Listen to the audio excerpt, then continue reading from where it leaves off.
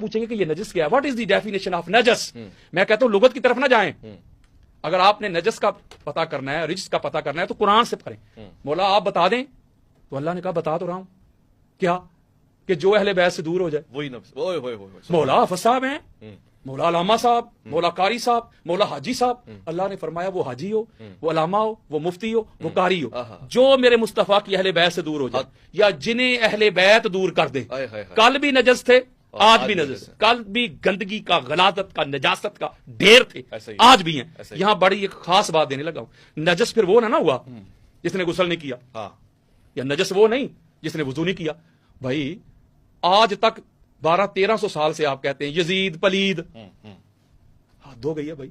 یزید پلید، پلید کیوں؟ وہ غسل نہیں کرتا تھا، وہ وضو نہیں کرتا تھا. وہ غسل بھی کرتا تھا، وضو بھی کرتا تھا، نمازیں بھی پڑھتا تھا، قرآن کی تلاوت بھی کرتا تھا، تو پلید کیوں؟